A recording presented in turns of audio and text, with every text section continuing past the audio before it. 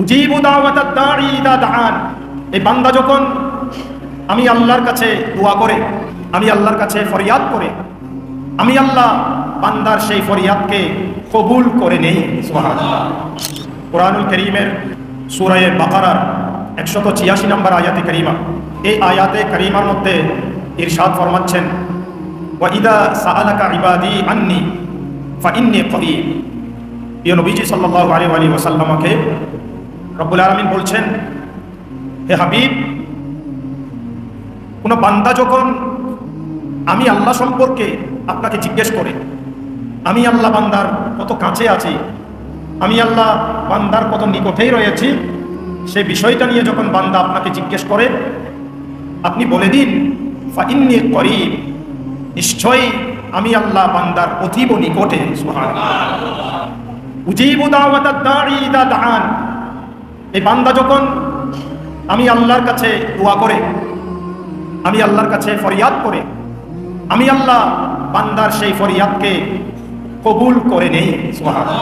উজিবু আমি কবুল করি, বিশ্লেষণটা একটু পরে করব, প্রথমে অর্থটা জেনে নেন। ফালিয়াস্তাজিবু লি ওয়ালিয়ুমিনু বি, সুতরাং তারাও যেন আমি আল্লাহর ডাকে সাড়া দেয়, ওয়ালিয়ুমিনু বি, এবং আমি আল্লাহর প্রতি যেন ঈমান আনে, লাআল্লাহুম ইয়ারশুদুন, তাহলে তারা সঠিক পথ প্রাপ্ত হবে।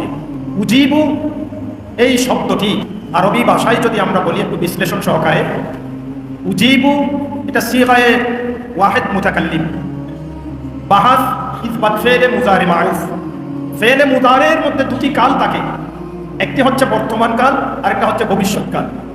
রব্বুল আলামিন বলছেন উজিবু, আমি আল্লাহ এই মুহূর্তেও বান্দার দোয়াকে কবুল করে নিতে পারি, আবার বান্দার জন্য যদি ভালো হয়, আফজল হয়, তাইলে একটু দেরিতে হলেও তার দোয়াকে কবুল করতে পারি।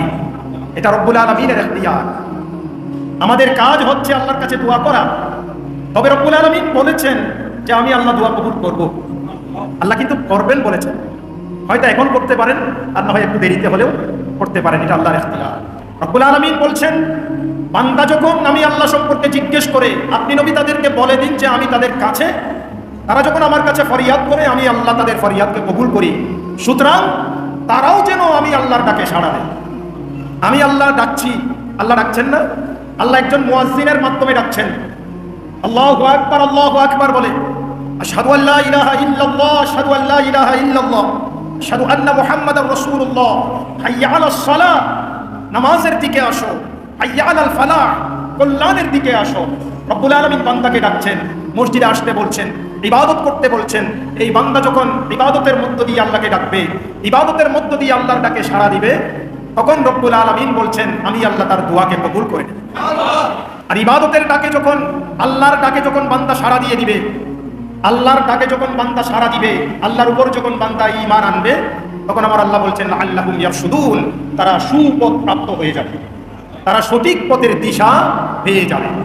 তো সঠিক পথের দিশা যদি পেতে চাই, আল্লাহর ডাকে আমাদেরকে সাড়া দিতে হবে।